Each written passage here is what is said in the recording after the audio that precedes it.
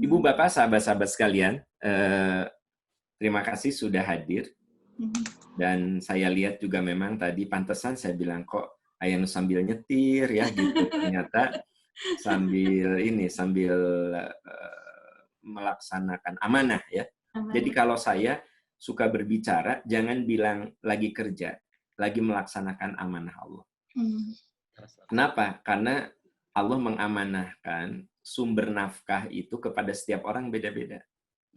Kalau saya jualan, saya sedang melaksanakan amanah yang Allah titipkan, kemampuan saya jualan gitu loh. Kalau saya mengajar, saya katakan saya ingin melaksanakan amanah yang Allah titipkan, karena ternyata jalan hidupnya tidak semuanya jadi guru. Saya jadi guru gitu. Ibu Amalia jadi apa ya? Yang mengelola ya kan gitu. Pekerjaan yang biasanya dikerjakan oleh laki-laki. Nah, ibu-ibu yang lain boleh jadi amanahnya yang murni jadi ibu rumah tangga ada, ya. Bapak pencari nafkah amanah. Jadi kalau saya suka mengatakan kita sedang melaksanakan amanah supaya kerasa bahwa emang itu tuh ibadah gitu, bukan sekedar kerja, bukan, tapi saya menjalani amanah yang Allah titipkan pada saya. Karena ternyata setiap orang punya jalan hidup yang berbeda-beda. Ibu, Bapak, sahabat-sahabat sekalian, saya akan berbicara. Oh iya, terima kasih Pak Ustadz Nanang nih. Saya belum bilang terima kasih ke moderator ya, saking terpana oleh Ibu Amalia. Ya. Izinkan saya akan menampilkan ini. Terus kalau bisa di rumah masing-masing, karena ini yang di rumah ya. Kalau yang lagi di luar rumah, apalagi lagi nyetir, jangan. Yang di rumah, coba siapkan Al-Qur'annya, supaya nanti saya bilang buka Al-Qur'an, surat sekian, ayat sekian, benar-benar kita juga real mengambil Al-Qur'an, membuka Al-Qur'an. Ya kecuali yang sedang tidak memungkinkan, jangan memaksakan. Siapkan amalan, raih keistimewaan Idul Kurban. Ini tema yang akan kita bahas. Sebenarnya saya tidak akan berbicara tentang Idul Kurbannya, karena itu masalah teknis yang boleh jadi sudah sering kita dengarkan. Tapi justru saya akan membahas di balik amalan itu, ya, di balik amalan, hikmahnya. Ya tentu saya akan bahas juga sedikit tentang masalah kurbannya, tapi itu hanya sedikit saja. Justru kita akan bahas tentang semacam, kalau anak mahasiswa bilang itu frame of thinking-nya. Kerangka pikir dari sebuah ibadah, salah satunya kurban. Karena kurban itu sudah jadi bahasa Indonesia, pengorbanan. Jadi kurban itu sudah bahasa, coba dicek dalam Kamus Besar Bahasa Indonesia. Pengorbanan itu diambil dari kata korban, korban itu diambil dari bahasa Arab. Jadi bahasa Sanskerta tidak mengenal korban, tidak. Korban itu diambil dari bahasa Arab, kurban. Kurban itu diambil dari kata koroba, mendekatkan diri dengan cara ya kita mengorbankan sesuatu yang kita suka. Kita tahu bersama bahwa yang namanya kurban itu merupakan ritual yang pertama kali dilakukan oleh Nabi Ibrahim. Dan tidak tanggung-tanggung, beliau harus mengorbankan orang yang paling disayanginya dan yang dicita-citakan puluhan tahun. Nabi Ibrahim itu setelah beliau menikah dengan istrinya berpuluh tahun tidak dikaruniai anak. Sampai akhirnya kemudian istrinya menyarankan untuk menikahi Bunda Hajar. Dan setelah menikah dengan Bunda Hajar, Hajar ini hamil. Setelah Bunda Hajar ini hamil, Bunda Sarah juga hamil. Begitu, ya. Nah, jadi berpuluh tahun. Tiba-tiba ketika anaknya sudah besar, falama balagha ma'ahu sa'yu, ketika Ismail itu sudah remaja, apa? Ya bunayya inni ara fil manami anni adbahu kafandur madza tara. Wahai anakku, sayang, tadi malam ayah menerima wahyu, ayah harus menyembelihmu. Bagaimana pendapatmu? Jadi ini suatu perintah berat, kudu menyembelih orang yang disayanginya. Nah, jadi inti dari kurban itu sebenarnya adalah pengorbanan. Nah, makanya yang perlu kita bahas adalah kalau kita melakukan suatu pengorbanan, apa yang harus kita punya? Maka saya mulai dari sini. saya mulai dari persiapan amal. Jadi ini menjadi materi untuk segala hal ya. Untuk kurban, untuk apapun lah yang namanya amal, itu persiapannya harus dimulai pertama tekun mempelajari Islam. Nah, Ibu Bapak, Anda jadi apa, saya jadi apa, pekerjaan kita apa, amalan kita ini apa, maka biasakan kita mulainya dari sini, ya. Kita mulainya dari sini, ya. Mulai dari sini. Jadi, ya, ada ungkapan dari ulama yang mengatakan bahwa ilmu sebelum amal. Jadi ilmu sebelum amal.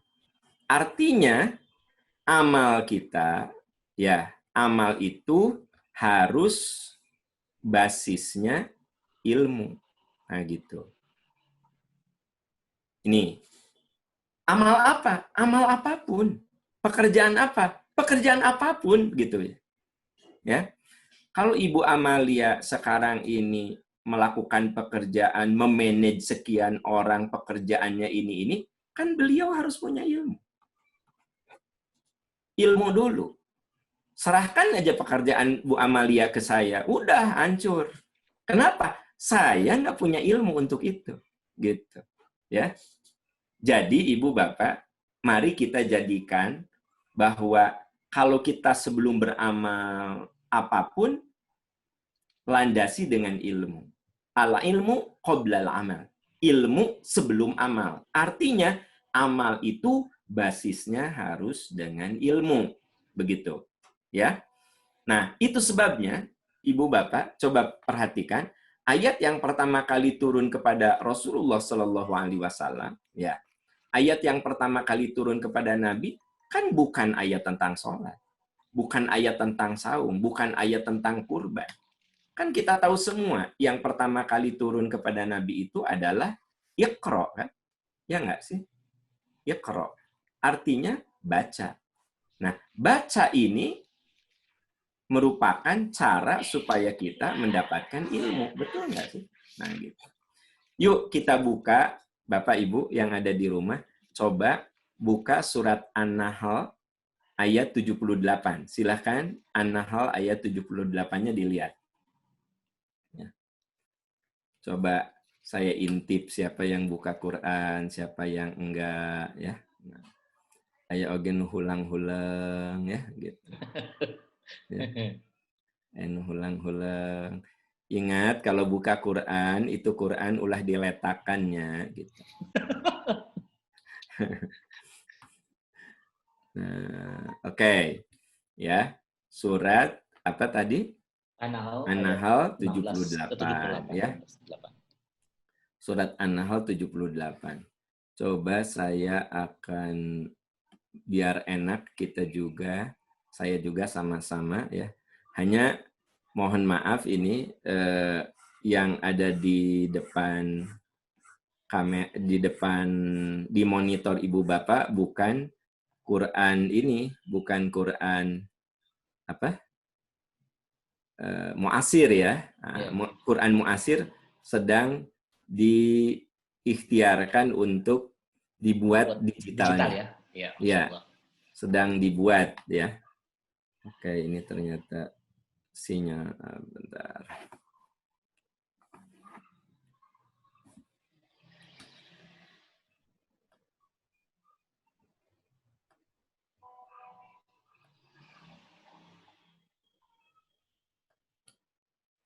Surat apa tadi? An-Nahl ayat berapa? 78. Surat 78, ayat 78 ya. Nah, kita lihat An-Nahl 78. Maksudnya biar bareng-bareng kita lihat ya. Nah.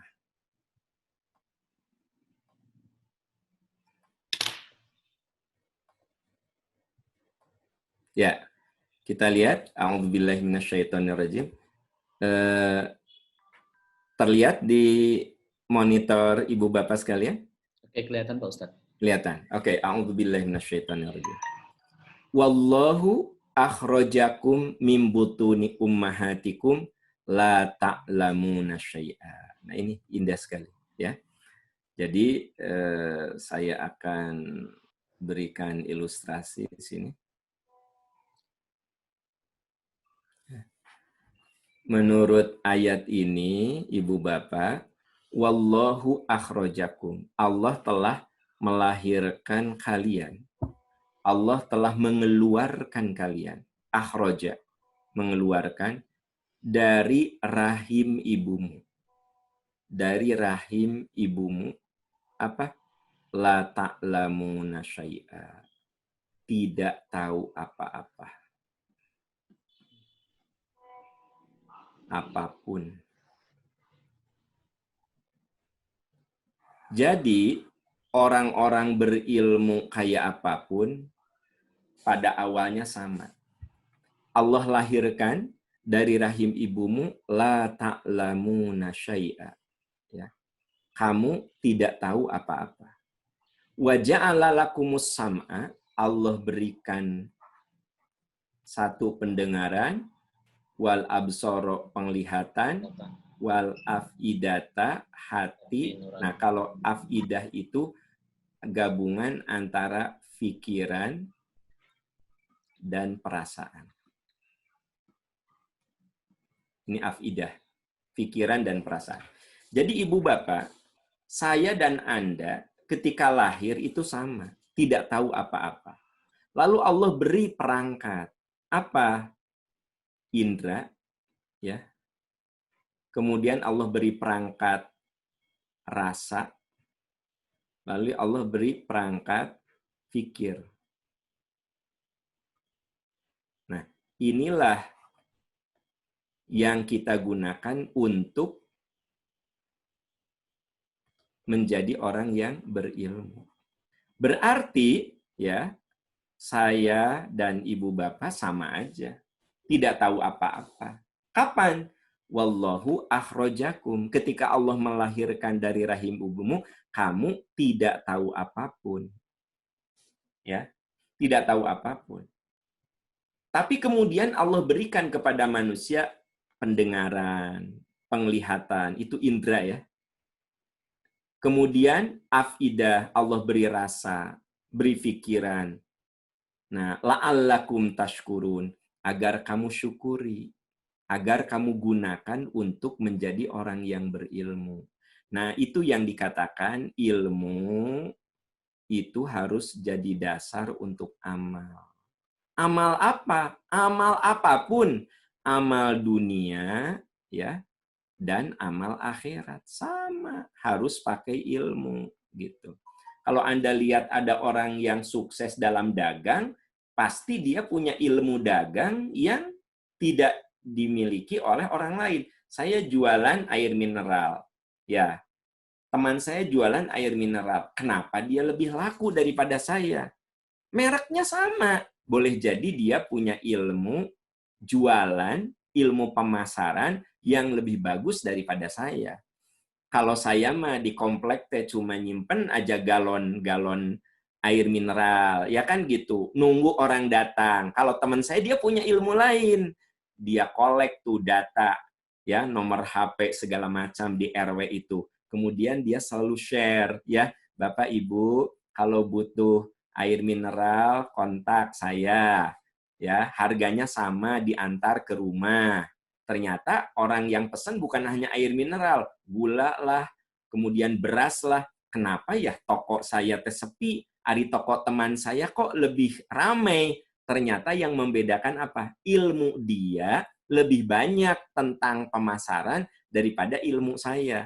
Jadi saudara-saudara sekalian, sebenarnya kita disuruh untuk la'allakum tashkurun, agar kamu berterima kasih atas indera yang Allah berikan, atas rasa yang Allah berikan, atas pikiran yang Allah berikan untuk menjadi orang yang berilmu. Nah, makanya muncul ilmu sebelum amal. Amal apa? Amal dunia dan amal akhirat. Gitu kan? kalau kita lihat ayat Quran itu indah sekali ya. Jadi, oh iya ya, ternyata dalam hidup ini kita harus mulai dari tekun belajar. Nah, karena kita bicara tentang amaliyah Islam, tentu saja belajar Islam. Jadi kalau Bapak Ibu lihat ya, tadi di sini ya, surat ini nih, kita disuruh untuk apa? Belajar. Kenapa? Karena awalnya kita tidak tahu, kita disuruh belajar gitu. Karena kita tidak tahu. Apa yang kita pelajari ini? Yang kita pelajari adalah Islam. Gitu. Kenapa Islam? Fa'lam annahu la ilaha illallah. Pelajarilah bahwasanya tiada Tuhan kecuali Allah. Karena kalau kita belajar la ilaha illallah, berarti seluruh ajaran Islam itu kita pelajari pelan-pelan, setahap demi setahap. Begitu. Nah, coba lihat surat Muhammad ayat 19. Ya, surat Muhammad ayat 19. Sekarang surat Muhammad ayat 19. Oke, kita lihat ya. Surat Muhammad. Surat ke-47 ya. Ayat 19. Coba lihat ayat 19. Jadi kita belajarnya santai ya gitu. Supaya enak.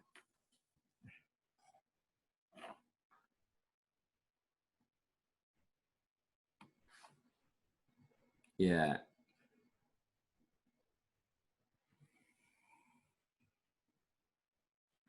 Sudah ditemukan? Sudah. Sudah ya. Oke.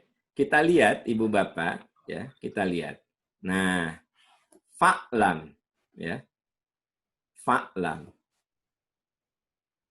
Pelajarilah. Jadi apa? Fa'lam, pelajarilah. Gitu. Biar enak kita lihat dulu. Putih aja.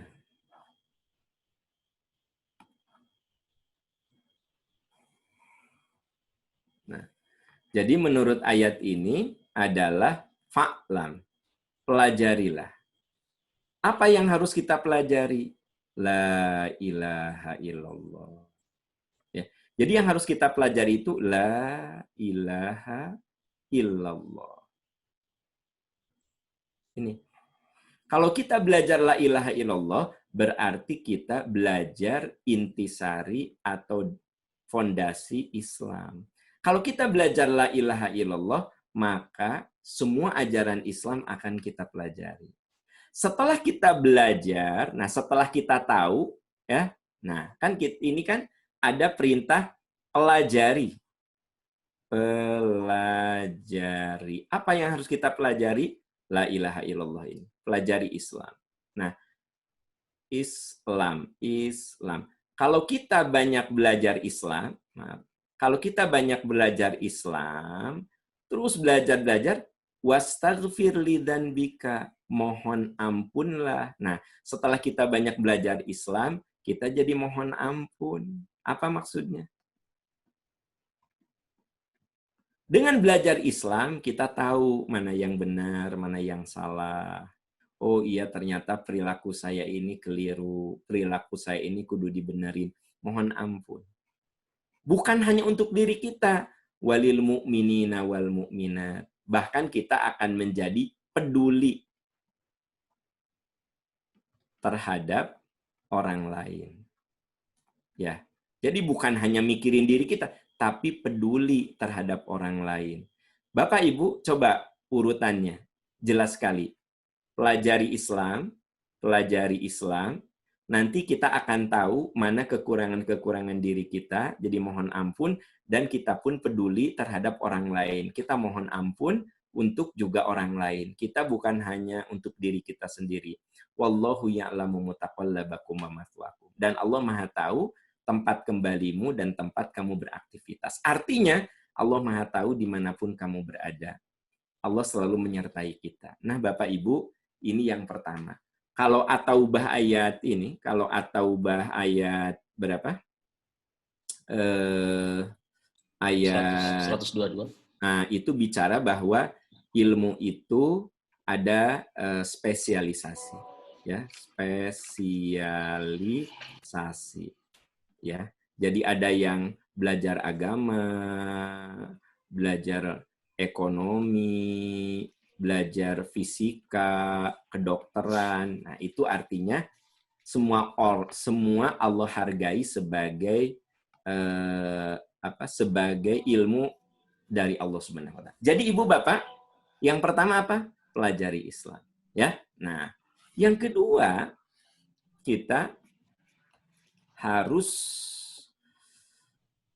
menjaga kemurnian tauhid. Jadi pelajari Islam, habis gitu apa? Jaga kemurnian tauhid kita. Pelajari Islam, rawat iman kita. Ya, karena iman itu ya harus dirawat. Ini saya ambil satu saja, ilustrasi yang ada di surat Ibrahim. Coba dilihat Ibu Bapak, surat Ibrahim. Maaf, ini bukan titik 2, jadi surat ke-14 ayat 24 sampai 25 nih. Ya. Surat ke-14 ayat 24 sampai 25. Coba dicek.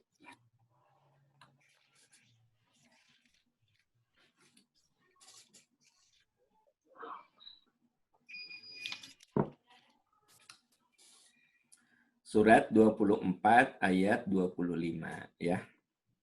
Nah, kita lihat di surat 24 ayat 25 ya. Surat 14 maksud saya, surat 14 ya. Surat Ibrahim ayat 24 25. Kita lihat. Nah, sudah ditemukan Ibu Bapak? Nah, okay. Mari kita lihat. Allah Subhanahu wa taala berfirman, "Alam taro, tidakkah kamu perhatikan?" Nah, jadi ternyata ayat ini menceritakan sebuah ilustrasi. Jadi Allah memberikan ilustrasi. Apa ilustrasinya? Tidakkah kamu perhatikan alam taro? Kalau ada kata-kata alam taro, artinya kita suruh berpikir, Bu, Pak. Jadi kalau alam taro, tidak kamu perhatikan. Kata perhatikan itu kan membuat kita disuruh untuk berpikir. Ya enggak? Coba kamu perhatikan, maksudnya disuruh berpikir. Bagaimana? Apa yang harus kita pikirkan? Allah buat perumpamaan. Perumpamaan. Ya. Allah buat masalan, perumpamaan. Apa? Kalimatan toyibatan. Iman itu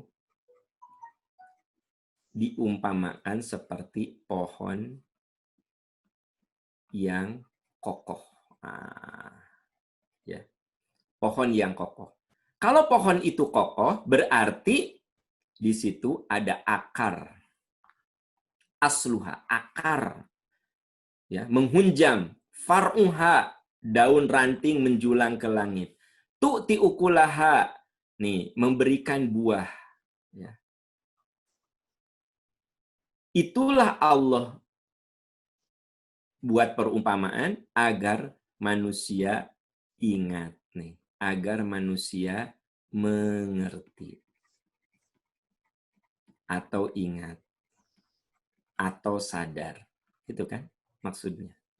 Nah, jadi Ibu Bapak, sahabat-sahabat sekalian, ayat ini mengisyaratkan kepada kita bahwa iman itu seperti pohon yang kokoh, ya, yang akarnya menghunjam ke bumi, daun dan rantingnya menjulang ke langit. Nah, kalau yang namanya pohon, tentu saja, ya, kalau kita bicara pohon, maka kita kalau ingin punya pohon yang bagus, kita harus merawatnya, ya nggak sih? Harus merawatnya. Dengan cara apa? Kita menyiramnya, kita memupuknya, kita mengendalikan hamanya. Nah, jadi yang namanya keimanan itu, saudara-saudara sekalian, dia harus bagaimana? Dirawat. Dengan cara apa? Seperti pohon, disiram,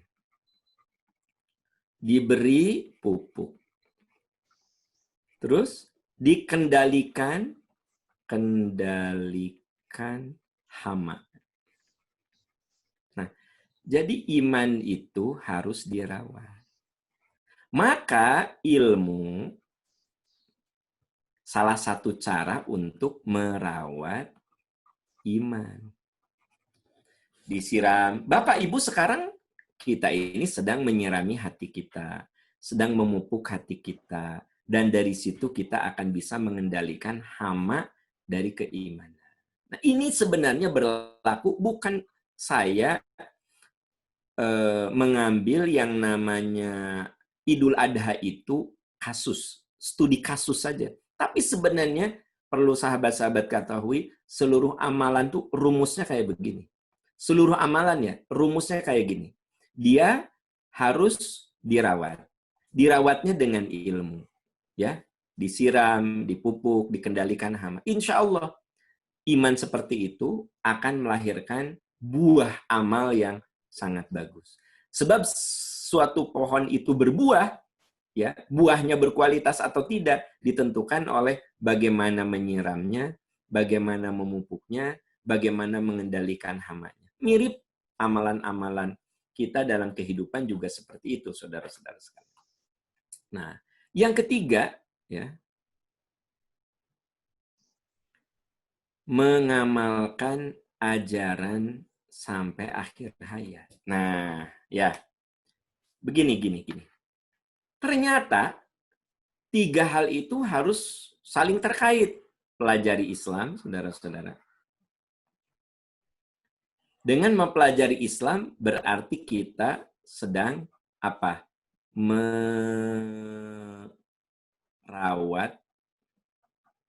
tauhid. Ya. Kita sedang merawat tauhid. Nah, kalau kita bicara tentang merawat tauhid, saudara-saudara sekalian, kan kita merawat tauhid nih, ya.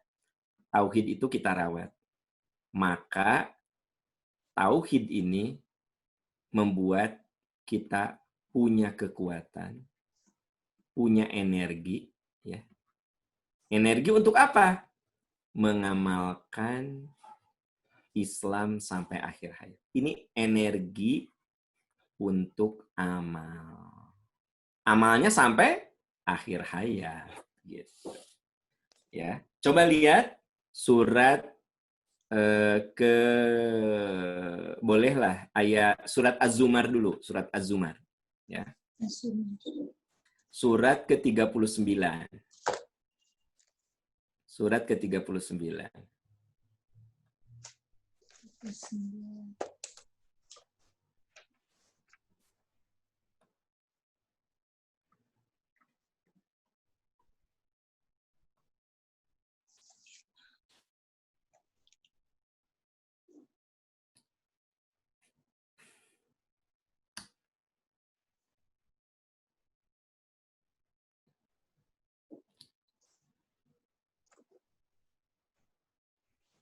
Oke. Nanti ngobrol-ngobrol ini pembicaraan saya itu dipahami enggak ya? Paham sekali Pak Ustadz. Paham ya. Jadi kalau yang nggak paham itu bisa nge-chat gitu, nge-chat Ustadz nggak jelas GJ gitu ya, boleh. GJ ini teh lagi ngomong apa? Aam teh lagi ngomong apa sih? Jangan-jangan dia teh asyik dengan dirinya sendiri gitu ya. Nah, saya berharap saya tidak asyik dengan diri sendiri saya sendiri ya. Ibu juga ikut ngoprak-ngoprek, buka ayat, lihat gitu kan. Nah, oke, Bu. Saya tadi katakan, pertama, pelajari Islam. Dari belajar Islam, kita merawat iman kita. Tapi merawat iman saja nggak cukup. Kita amalkan Islam dengan segala keikhlasan kita sampai akhir hayat. Coba perhatikan di sini. A'udzubillahi minasyaitonirrajim. Ini awal surat. Maaf. Jangan-jangan dari tadi ya kamera saya nggak ditutup ya. Sekarang terbuka ya kamera saya ya. Terbuka, kelihatan Pak. Nanti kalau kameranya tertutup kasih tahu ya Pak Moderator ya. Siap. Ya, kadang-kadang saya suka salah pijit gitu. Bukan salah pijit, salah ngeklik. Kan? Nah, ya. Sebab kia, naon cenah ieu teh juga suara naon jurig naon tah. Saya lupa tadi ngeklik video ya. Oke. Tanzilul kitabi minallahil azizil hakim. Al-Qur'an diturunkan Allah yang maha mulia. Teman-teman sekalian, kita tuh ya kudu apa ya, dikit-dikit rujuk ke Al-Qur'an, rujuk. Saya kan coba Qur'annya buka, coba Qur'an. Kenapa? Kabayang nggak Qur'an itu langsung diturunkan Allah Subhanahu wa taala. Jadi Al-Qur'an itu langsung Allah turunkan. Tanzil Allah turunkan.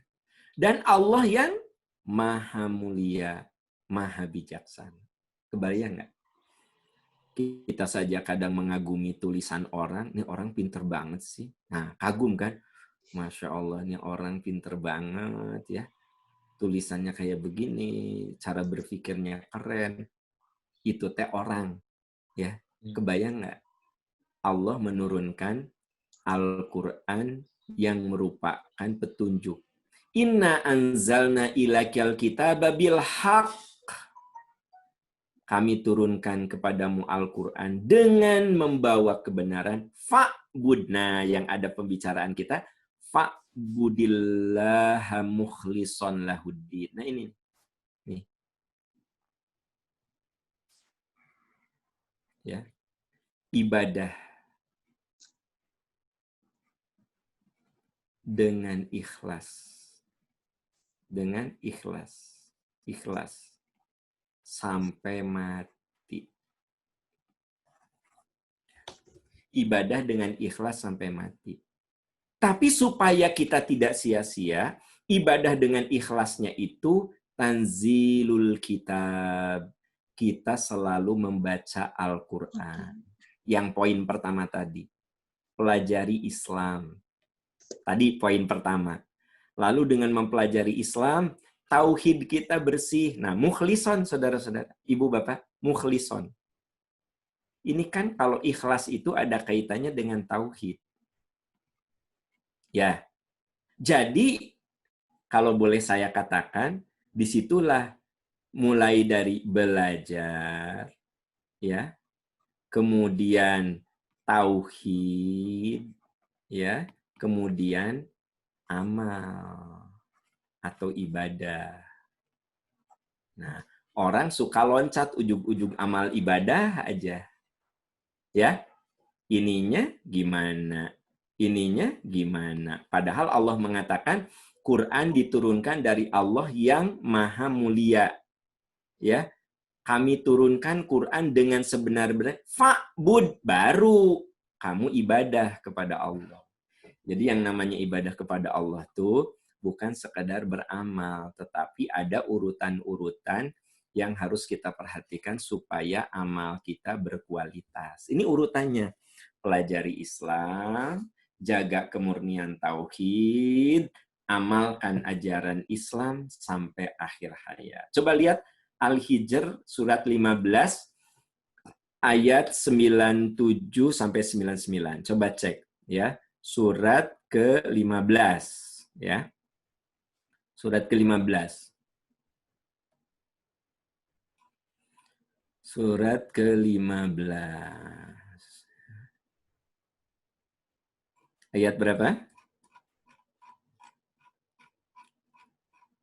97, 99. 97 sampai 99 ya.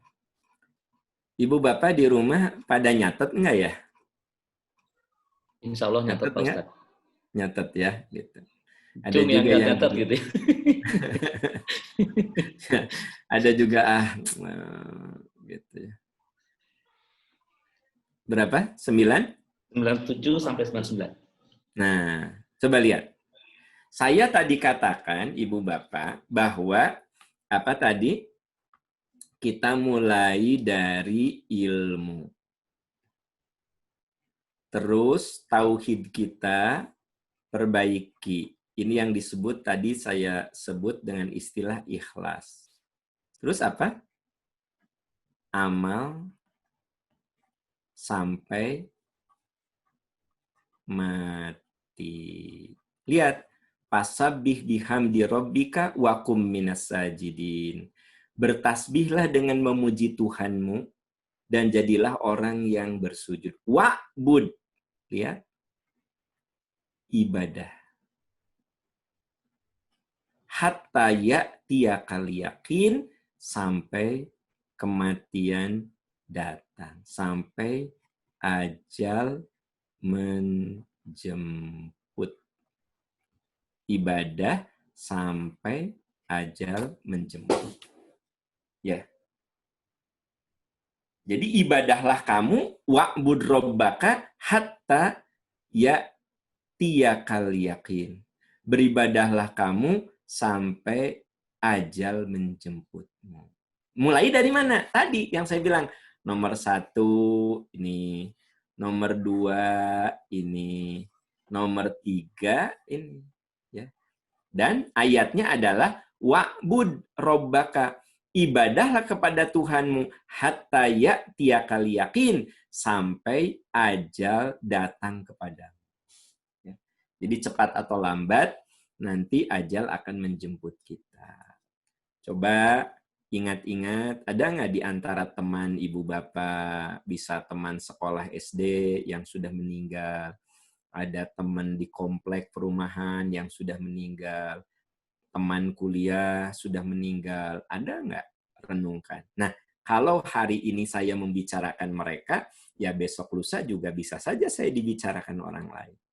Jadi kalau hari ini kita mengatakan, oh aku punya teman SD loh, udah meninggal, teman SMP udah meninggal, bahkan mungkin saja ada yang paling dekat dalam lingkaran hidup kita, ada yang suaminya sudah meninggal, ada yang istrinya sudah meninggal, ada yang anaknya sudah meninggal, maka Allah mengatakan, beribadahlah kamu, hatta, di sini, beribadahlah kamu, hatta ya'tiyakal yakin, sampai ajal menjemputmu.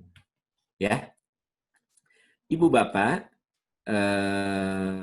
saya lagi cerita tentang kerangka fikir. Jadi kalau masalah Idul Adha mah itu lebih ke kasus, ya, karena yang namanya amal itu bukan hanya Idul Adha. Nah, satu, tekun pelajari Islam, jaga kemurnian tauhid, amalkan Islam dengan ikhlas sampai akhir hayat. Terus yang harus kita perhatikan, yang keempat, berjuang membela Islam. Jangan salah. Kalau Anda rajin ibadah, tapi tidak ada keinginan untuk membela Islam, lalu mana komitmen kita terhadap agama? Ya, tadi Bu Amalia memberikan contoh membagikan Al-Quran. Itu kan berjuang membela Islam sesuai dengan kadar kemampuannya. Begitu. Kita ngajak anak sholat membela Islam dengan kadar kemampuan kita. Jadi ternyata orang Islam itu wajib membela agamanya sesuai dengan kadarnya. Saya di rumah ada asisten rumah tangga. Ya saya tentu saja kudu bertanya, kamu udah sholat belum? Sholat dulu. Itu komitmen saya membela Islam. Begitu. Ya. Jadi yang namanya, gini Ibu Bapak, kalau boleh saya kasih penegasan, tadi ya, apa? Ilmu. Betul nggak? Ilmu. Ilmu ini kita apa? Pelajari dengan ilmu itu tauhid ya, supaya ikhlas. Terus apa lagi? Amal. Ya. Amal sampai mati, ya enggak? Nah, apa cukup sampai di sini? Cukup enggak? Tidak. Ini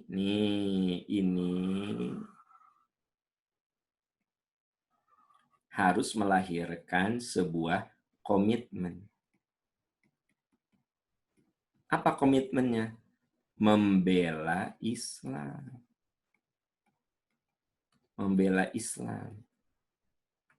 Sesuai dengan kadar kemampuan masing-masing. Kita mengingatkan suami sholat itu membela Islam. Maksud membela Islam itu supaya dia berkomitmen kepada Islam. Ketika kita mengatakan ayo nak sholat, itu kita membela Islam. Supaya anak kita ini termasuk orang yang mau mengamalkan Islam. Gitu. Ya. Allah Subhanahu wa taala memberikan jaminan, in tansurullaha yansurkum wa yutsabbit aqdamakum. Coba lihat surat 47 ayat 7. Ya. Silakan surat 47 surat 47 ayat 7 ya. Cek. Surat 47 saudara-saudara sekalian ya. Surat 47 ayat berapa? Ayat 7, Pak. Ayat 7.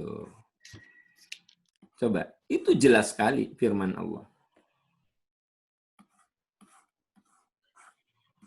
Ayatnya singkat, tapi cukup tegas. Allah berfirman, A'udzubillahi minasyaitonirrajim. Apa katanya?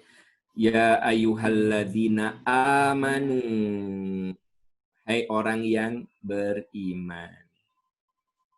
Spesifik. Intan surullah. Ya. Jika kamu menolong. Jelas. Jika kamu menolong agama Allah, yansurkum.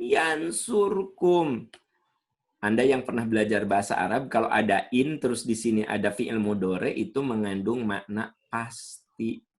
Allah menolong. Jadi ada kata-kata pasti. Intan surullaha wa yutsabbit aqdamakum, dan Allah akan menguatkan keyakinan. Aqdam di sini bisa bermakna kedudukan, ya. Kedudukan di sini apa? Kedudukan iman kamu. Jadi Allah akan menguatkan iman kamu, gitu maksudnya. Nah, ini Ibu Bapak, ayatnya cukup jelas sekali. Kita harus punya komitmen untuk intan surullah yansurkum. Jika ya, maka gitu. Jika kamu menolong agama Allah, maka Allah menolong kamu. Ya. Artinya, yang dimaksud Allah menolong kita apa? Boleh jadi anak kita soleh-soleh, boleh jadi suami kita soleh, istri kita soleh, teman-teman kita baik-baik, rezeki kita berkah. Itu kan Allah nolong kita. Ya. Makanya Bu, kalau kita begini Pak, kalau kita meraih satu kesuksesannya, maka pastikan Anda harus yakin karena Allah menolong kita. Jadi kalau kita punya anak, alhamdulillah, nggak pernah bikin masalahnya, budak teh lurus-lurus, lempeng-lempeng aja gitu ya. Maksudnya dari SD, SMP, SMA, kuliah, sekarang udah nikah, nggak pernah gitu bikin yang aneh-aneh, masalah, ya rudet-rudet dikit malah namanya juga anak. Ada, tapi average gitu, relatif baik-baik saja. Tahu nggak? Karena Allah menolong kita. Kalau ibu ya, suami ibu ya baik-baik saja gitu ya, nggak aneh-aneh gitu Bu ya. Ya rada pika keheuleuan sedikit malah wajar dah, namanya juga manusia. Nah, itu teh Allah menolong kita. Kalau istri bapak ya baik-baik sajalah gitu ya. Ya sekali-kali rudet mah namanya juga istri ya. Pastilah aya pikarudeteun mah da. Kita ge suami meureun aya pikarudeteun istri mah. Ya gitulah. Tapi average, relatif ya rumah tangga itu dijalani baik-baik saja. Maka tahukah karena Allah menolong kita. Nah, Allah menolong kita. Tahu nggak? Bapak Ibu bisa menyisihkan waktu sekarang hadir itu karena Allah menolong kita. Intan surullaha yang surkum wa yutsabbit aqdama. Kemudian, nah ini Bu, ternyata ya kalau kita bicara amal, kan tadi persiapan amal ya. Amal itu, saudara-saudara sekalian, ini butuh lingkungan. ya, lingkungan. Maka merapatlah pada orang-orang yang kita anggap soleh. Maksud merapat itu ya lebih dekat lah gitu.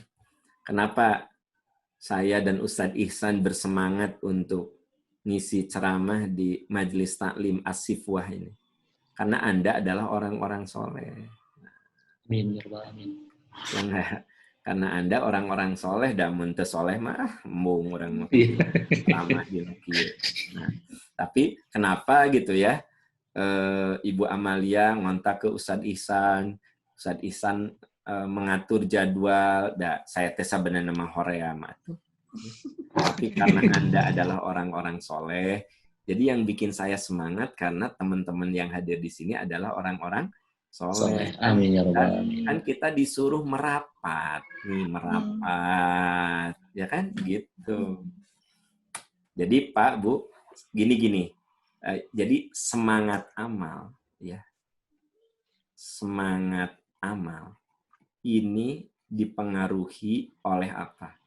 Lingkungan. Iya, dipengaruhi itu lingkungan. Jadi kalau lingkungannya positif, maka kesininya juga akan positif. Tapi kalau lingkungannya negatif, ya kemungkinan semangat amal solehnya juga menurun. Ya. Coba kalau kita ada di lingkungan yang soleh, ya kan minimal kia kemarin ya akunya biasanya sehari sejus, karena kemarin cuma 2 lembar, tuh kan gitu ya. Kalau Ibu Amalia kan kalau ketemu temennya, ya Allah aku kemarin teh biasanya sajudnya jangan ukur 3 lembar tuh gitu ya. Ya enggak sih? Gitu. Tapi kalau kenapa? Karena dengan orang-orang soleh. Ini coba lihat surat Al-Kahfi ya. Al-Kahfi Ibu Bapak, coba dicek Al-Kahfi ya, ayat 28. Surat Al-Kahfi ayat 28. Coba dicek.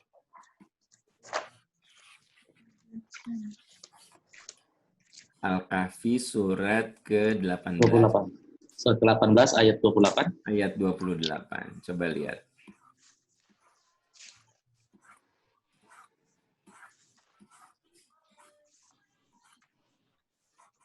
Oke, nah ini ayatnya. Ya, jelas ayatnya. Kita lihat. A'udzubillahi minasyaitonirrajim. Wasbir nafsaka.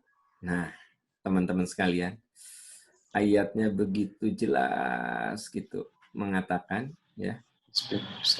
Wasbir nafsaka. Apa arti wasbir nafsaka?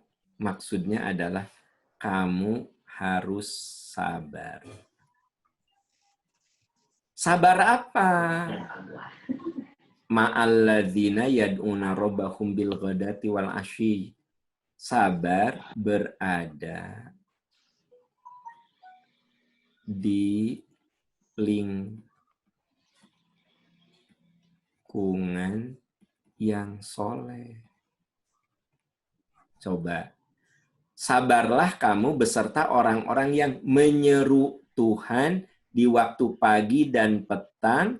Mereka ya menginginkan keridhaan Allah.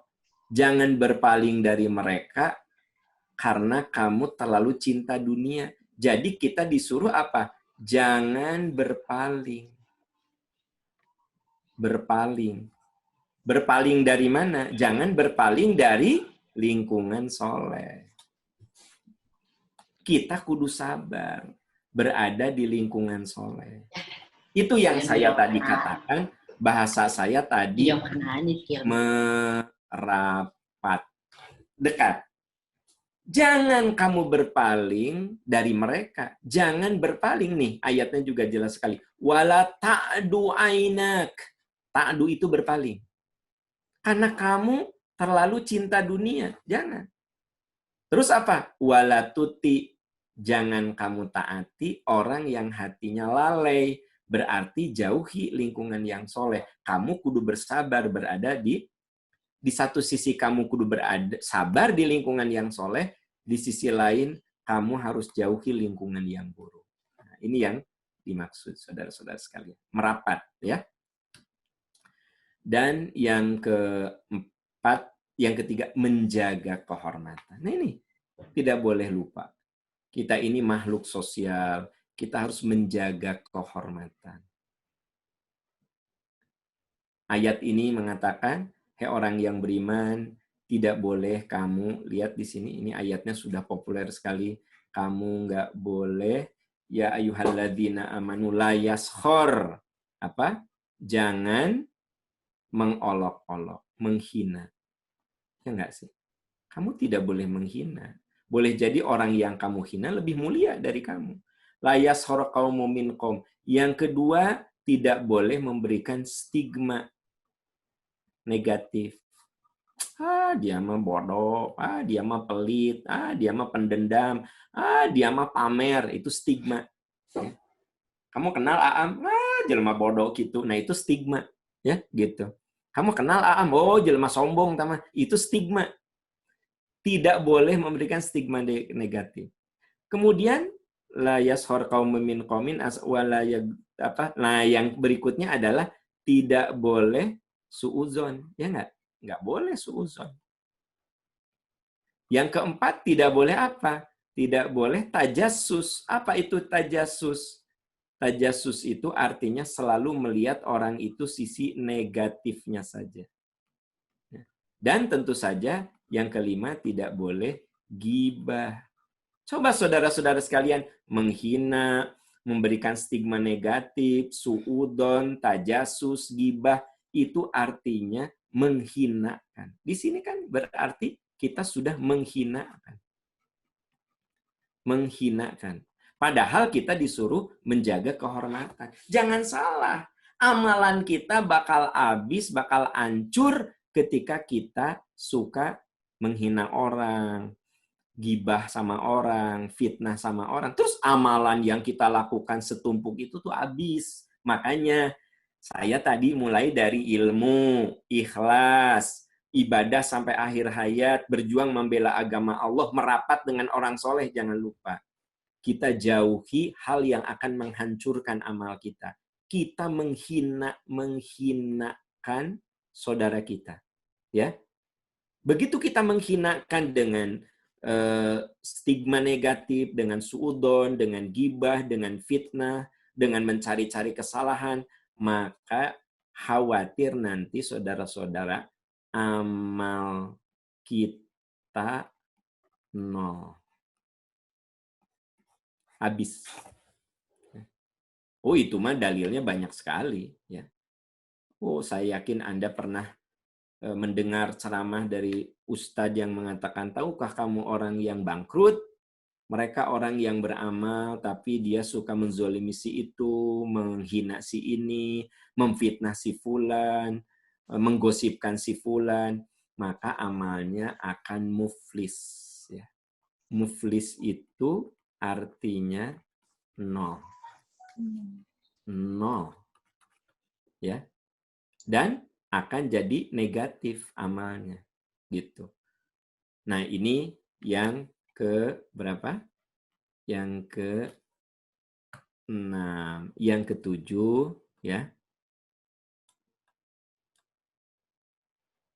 Tidak takut dengan penghinaan. Selama yang kita lakukan ini benar, nggak usah takut dengan hinaan orang. Jalani saja. Kamu pakai kerudung, kelakuan kamu kayak gitu. Terus aja berhijab, ya. Gitu. Kamu mah kalahkan ngaji, kelakuan nggak berubah. Terus aja ngaji. Bilang aku teh rajin ngaji saja, kelakuan kayak gini, gimana kalau saya nggak ngaji lebih parah lagi loh. Gitu jawabnya. Jangan kamu mau ngaji, kelakuan nggak rubah, kata Anda. Oke, kalau begitu gue nggak akan ngaji. Oh, keliru besar, tambah parah nanti. Ya, gitu.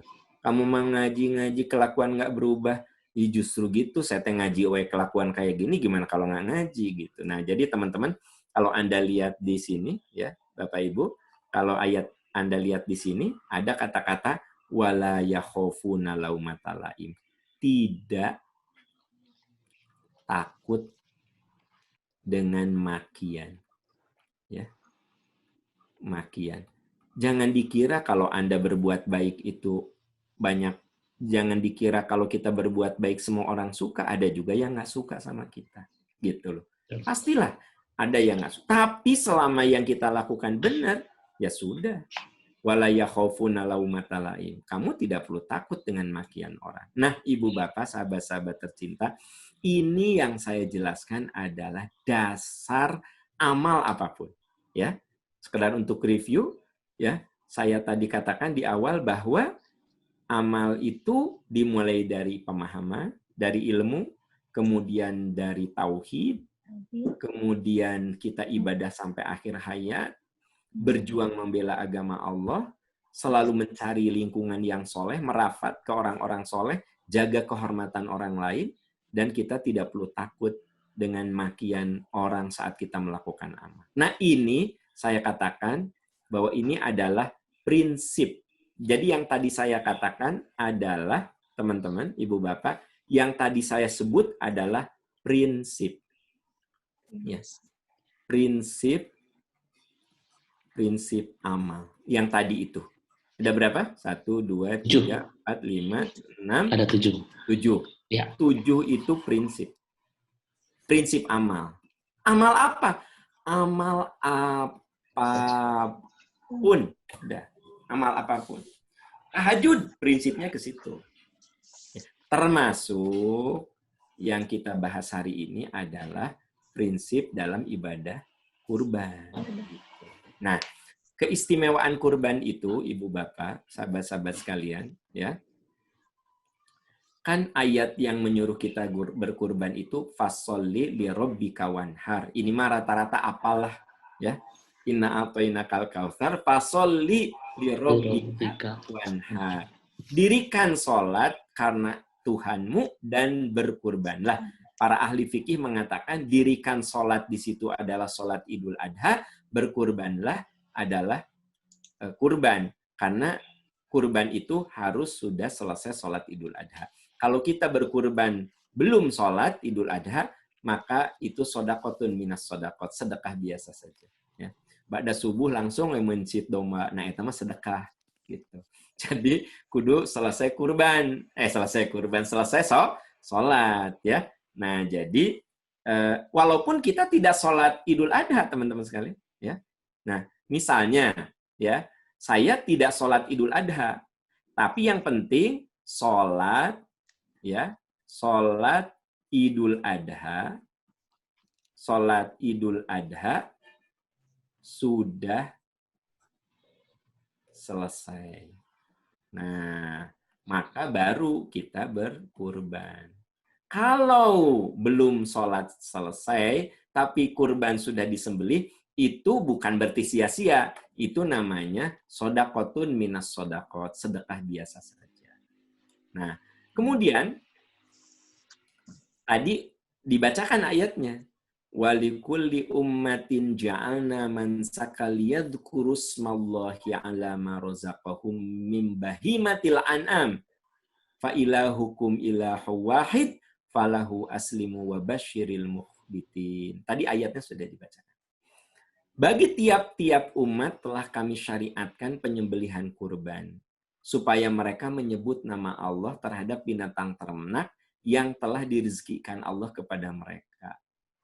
Ya, maka Tuhanmu itu adalah Tuhan yang Maha Esa. Coba Bapak Ibu, sahabat-sahabat sekalian, selalu ya, ibadah apapun ujung-ujungnya ya, ini kan namanya mansakan ya.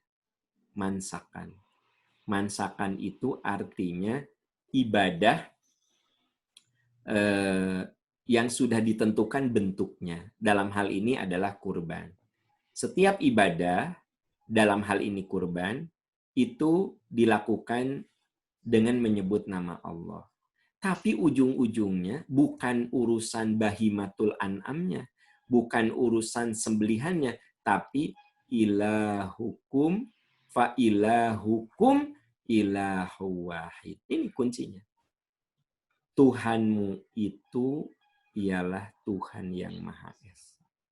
Berarti seluruh ibadah kita yang tadi saya bilang, pahami Islam, tauhid, beramal. Nah ini. Jadi yang saya tadi katakan itu, kalau dalam bahasa anak-anak mahasiswa mah grand theory, yang tadi saya bilang tuh grand theory. Nah, yang ini kategorinya applied theory, teori yang aplikatifnya ini, gitu. Ya, bahwa ujung-ujungnya seluruh ibadah itu fa'ilahukum, nah ujung-ujungnya fa'ilahukum ilahu wahid aslimu. Tuhanmu, Tuhan yang satu, berserah diri. Jadi kamu menyembelih kurban, kamu berhaji, kamu berumroh, kamu sholat, ujung-ujungnya aslimu. Karena itu bentuk serah diri kamu kepada Allah Subhanahu wa Ta'ala. Gitu, ya. Nah, kemudian tadi juga ayatnya sudah dibacakan. Saya ingin menegaskan apa katanya? Fakulu minha wa at'imul qani'al wal mu'tarra layya. Ini nih, layyana lallaha. Ini penting. Layyana lallaha, layyana lallaha luhumuha wala dima'uha walakiyana luhut taqwa. Ini kunci nih. Yang sampai kepada Allah bukan daging, bukan darah, tapi takwa kamu. Jadi ketika kita kurban, bukan urusan kambingnya, bukan urusan sapinya, tapi yang sampai kepada Allah itu takwa kamu. Nah, ini isyarat Ibu Bapak, sebenarnya kalau kita berkurban, inti masalahnya bukan di kambing. Inti masalahnya bukan di sapi, tapi inti masalahnya di takwa. Makanya maaf, ada orang yang sebenarnya secara ekonomi biasa-biasa, tapi dia kurban dengan kambing termahal. Yang kelas A. Kelas A. 4 juta. Tapi ayah numpang hasilnya lebih gede, ya kelas C. Kambing nete kelas C. 1,9 juta. Begang. Si kambing nete begang. Ya. Ini mah gemuk. Nah, padahal kalau dilihat, yang A ini penghasilannya biasa-biasa. Yang C ini penghasilannya luar biasa. Memang yang sampai kepada Allah itu takwanya. Tapi takwa ini akan melahirkan apa yang kita lakukan. Gitu. Ya. Maaf Bu, Pak. Kalau saya sholat pakai kaos oblong, sah tidak? Sah. Tapi mana rasa malu saya di hadapan Allah? Gitu. Makanya Nabi itu kalau sholat selalu memakai pakaian terbaik. Parfum terbaik. Ya. Mantap, Bu.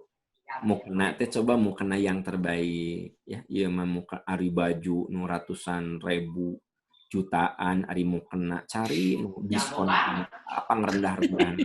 120.000 coret 80.000 ya kan gitu. Sajadah selalu di belakang sajadah ada ayat tulisan mengenang ayahanda kami ya kan gitu. Mending nggak mau gitu nggak modal cik atau beli sajadahnya terus yang bikin dahi kita ini nggak rusak ya kan. Jadi walaupun sujud tiap hari dahi kita nggak rusak dah sajadahnya mahal gitu kan kanal kan gitu. Nah ya mau kena dia nanti geus hidung ya kan gitu. Ari baju mahal, ari iyo apa kalau mau kena hidung teh naon gitu teh. Nah, cetrian. Nah, itu artinya sebenarnya balik ke rumus ini yang sampai kepada Allah itu bukan daging, bukan darah, yang sampai pada Allah itu takwa kamu gitu. Makanya ada orang yang tidak berkurban, tapi dia mendapatkan pahala kurban. Kenapa? Ya Allah, saya pengen berkurban, tapi uangnya ini digunakan untuk anak kuliah. Maka dia dapat pahala kurban. Dia tidak berkurban, tapi dia dapat pahala. Saya misalnya ya, tiba-tiba saya udah nabung untuk kurban. Anaknya papa, uang praktikum sekarang naik. Berapa nak? Harus 4 juta, papa. Oh gitu. Saya ada duit 4 juta. Tapi itu kurban. Ah udahlah. Kan untuk sekolah budak. Nggak usah kurban. Allah Maha tahu. Sebab nyakolakeun anak lebih wajib daripada kurban. Gitu. Ya nak, ayah papa 4 juta. Jadi uang praktikumnya, iya papa. Kan aku udah semester gini praktikum semua ya. Praktikum itu, praktikum ini. Oke lah. Saya teh sedih. Pengen kurban. Tapi uangnya terbatas. Kalau kan digunakan untuk biaya sekolah anak. Dengar sayang, pahalanya dapat. Makanya ada orang yang tidak berhaji tapi dapat pahala haji. Lihat orang berhaji itu, ya Allah, Gusti, pengen saya berhaji, ya Allah. Kabita cek orang Sunda. Sampai berlinang air mata lihat orang berhaji, pengen. Tapi boro-boro berhaji, ya Allah. Rumah juga ngontrak saya teh. Motor juga can lunas. Anda dapat pahala haji. Nah, gitu. Itu yang sampai kepada Allah tuh takwanya. Takwa tuh kayak begitu. DKM mengatakan, Ibu, Bapak, inilah waktunya, silahkan Anda berwakaf. Ada yang wakaf 500.000, ada yang wakaf 1 juta, ada yang wakaf 5 juta. Anda nggak wakaf, Anda berlinang air mata. Ya Allah, mun aya rezeki mas saya teh mau berwakaf. Tapi Anda nggak ada gitu untuk berwakaf karena suami sedang tidak ada pekerjaan, boro-boro untuk berwakaf, untuk makan juga berat. Dia teh pengen hatinya menjerit. Dia seperti orang yang berwakaf. Karena yang sampai kepada Allah itu takwanya. Gitu. Keren nggak tuh? Ajaran Islam tuh. Keren banget, Ibu Bapak sekalian. Ya. Nah, ya terakhir, ketahuilah bahwa kalau kita mengeluarkan harta kita untuk berkurban, untuk berwakaf, untuk menyekolahkan anak, sebenarnya barang apa saja yang kamu nafkahkan, Allah akan menggantinya. Dan Allah pemberi rizki yang sebaik-baiknya. Mana kosot sodakotun min mal, sedekah tidak akan pernah mengurangi harta. Jadi kalau kita mengeluarkan uang untuk kurban, mengeluarkan uang untuk wakaf, mengeluarkan uang untuk membantu saudara kita yang tidak mampu, bahkan mengeluarkan uang untuk menyekolahkan anak, sesungguhnya sedekah itu tidak akan pernah mengurangi harta. Jadi ini bukan hanya kurban, urusan apapun. Ibu Bapak, itu saja ternyata waktunya habis ya. Saya teh berarti udah ceramah 1 jam 20 menit. 1 jam lebih Pak Ustadz. Masya Allah, nggak kerasa Pak Ustadz. Materinya luar biasa. Jadi saya teh udah ceramah 1 jam 20 menit. Nah, kelihatannya mah rada susah buka tanya jawab. Betul, ini pertanyaannya luar biasa Pak Ustadz. Banyak ya? Sekali, banyak banget ini luar biasa ini. Iya. Karena gini, tadi saya lupa tidak bilang, tolong Pak Ustadz Nanang ingetin kalau saya masih keasyikan. Biasalah kalau jadi pembicara mah sok asyik bicara memang gitu kita, kan. Kita memang terkesima juga Pak Ustadz. Eta mah penyakit dosen gitu, ngomong penyakit dosen mah gitu kan, gitu.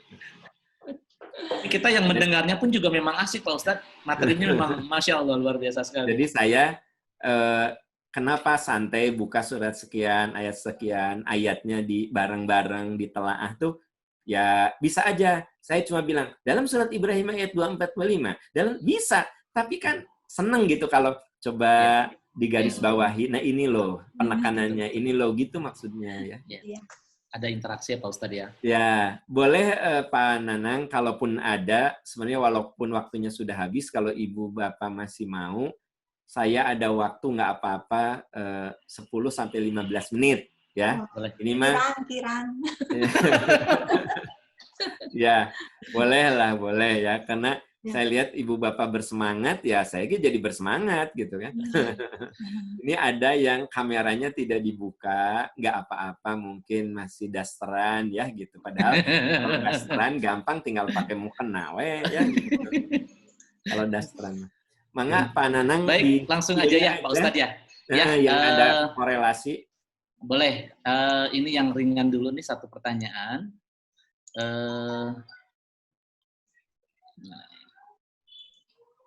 Assalamualaikum Pak Ustadz, apakah boleh memulai sesuatu pekerjaan, tapi ilmu dan kemampuan kita belum cukup, tapi karena kondisi memaksa, jadi harus kita lakukan. Nah mungkin kalau istilah saya ini bakat Pak Ustadz, bakat tingku butuh gitu. Gimana nih Pak Ustadz? Iya, Yang saya tadi ceritakan itu bukan berarti harus runut, belajar lalu beramal. Tapi ada yang disebut dengan dalam kaidah hukum agama itu malayudroku kulluhu layutroku kulluhu. Jadi kalau kita tidak bisa melakukan secara sempurna, lakukan apa yang kita bisa.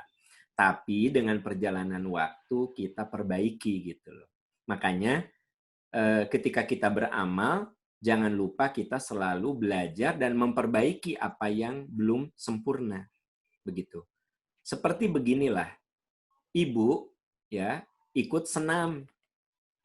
Kan ada yang Pak Nanang mah nggak tahu ya. Senam tuh ada yang cuma kikian, nggak jelas gerakannya, ya nggak kikian, yang penting mah ajar-ajaragan, loncatan gitu ya. Nah, tetapi ibu yang ikut senam ini tadinya cuma loncat-loncat, yang penting mah keluar keringat, tangan gerak-gerak, wah nggak jelas gerakan kayak apa. Tapi dia kudu belajar. Oh, ternyata tangannya tuh harus punya pakai power satu, dua, harus pakai power kan gitu. Nah, jadi semuanya itu melalui sebuah proses. Ya, jadi jangan gini, Ari kamu mending nggak pernah olahraga, da orang mah teu bisa senam tuh. Jadi kan kamu nggak pernah olahraga, aku mah nggak bisa senam. Sok we kecebur dulu senam, nanti perbaiki gitu. Kenapa kamu nggak pernah baca Quran? Da aku mah nggak bisa baca Quran. Baca aja, tapi kudu belajar lagi.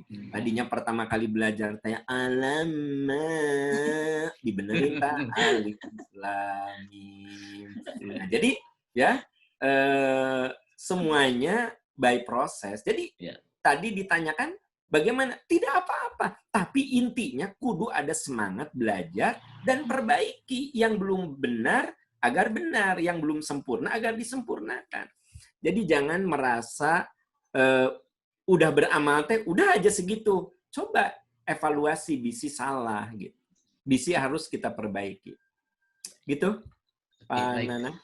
Baik, dan ini juga ada beberapa pertanyaan, tapi alhamdulillah tadi sudah terjawab sama Pak Ustadz mengenai budget untuk berkurban, ternyata ada kepentingan yang lain. Nah, ini pertanyaan tadi apakah amalnya seperti apa tadi sudah dijawab dengan ya, Ustadz, paling ya, gini, masalah itu ya. Paling gini Pak Nanang, ada orang yang dia itu nawaitunya, nah ini yang suka jadi pertanyaan. Jadi dia punya tabungan kurban gitu. Kan tabungan teh ada yang gini, kalau Pak Nanang makan sagalawe disatabungankeun kan gitu kan. Ya, artosna solid kan, komo Bu Amalia mah misalnya dengan satu rekening sagalawe di situ ya. Mau sedekah, nah, tapi ada juga takut kepake model orang kaya saya kan penghasilannya pas-pasan misalnya ya. Dina amplop teh Bu Amalia ya, 100.000 simpen. 100.000 simpen. Kemampuan saya terbatas teh hanya. Jadi amplopnya saya tulis kurban. Enggak, saya jadi ingat ibu saya, emak saya. Jadi saya intip, sok ngintipnya di nalaci lomari teh, amplopnya teh banyak. PLN, PDAM, bayaran barudak, ya. Da orang tua dulu gitu kan, bayaran barudak, jajan barudak. Suka ada memang kurban. Ternyata emak teh kalau dapat uang dari bapak saya dibagi-bagi, iya keur kurban, iya ini ya gitu. Tapi aya oge amplop hiji deui kosmetik. Nah, berarti si emak teh kosmetik tidinya. Kan gitu. Nah, ya gimana pertanyaannya kalau bayaran barudak semua model emak saya kan gitu. Kurban.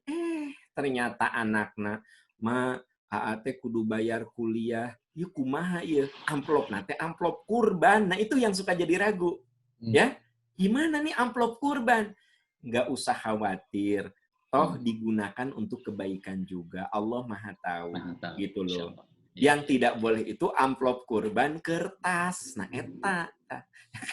Amplop kurban. Tiba-tiba ada temen. Ya tas murah, 3 juta asli. Ya Allah. Nggak salah. Ya amplop. Uang amplop kurban digunakan untuk tas. Tak eta mah coret. Nggak boleh. Tapi kalau untuk biaya sekolah, biaya pengobatan, punten misalnya tiba-tiba suami sakit, ya amplop ke kurban, udah nggak apa-apa. Karena untuk hal yang benar, gitu. Baik.